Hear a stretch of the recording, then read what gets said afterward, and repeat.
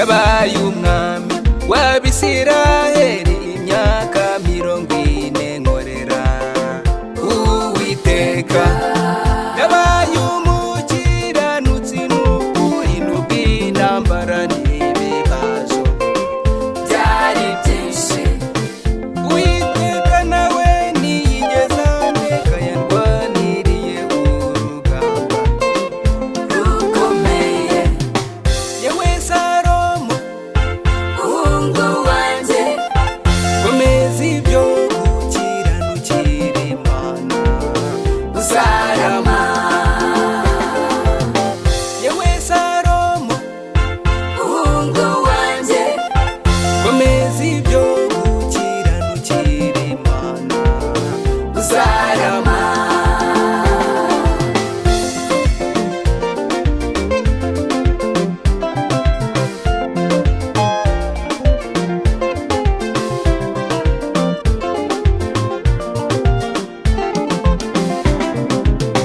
Narinzi yuko nzayubakira inzu yo kubamira nyangira. Mwana wanjye, mbwira yuko ari wowe uzayubakira mu kigo cyanjye. Mwana wanjye, ahubwo urajya usenga n'umutima uboneye kandi wicishe bugufi. Yewe Salomo muhungu wanjye, komeza ibyo gukiranukira Imana uzarama.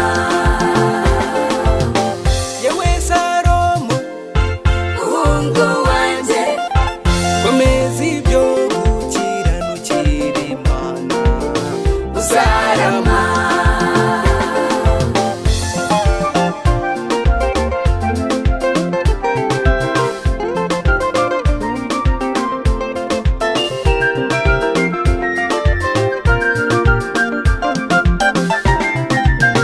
Ikindi kandi hari ibyo nakoze kubera intambara nyinshi zo mu isi narwanaga.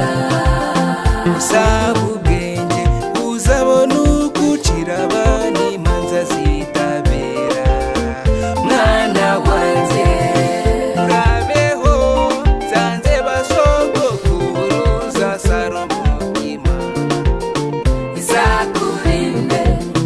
Yewe Salomo muhungu wanjye, komeza ibyo gukiranukira Imana uzarama.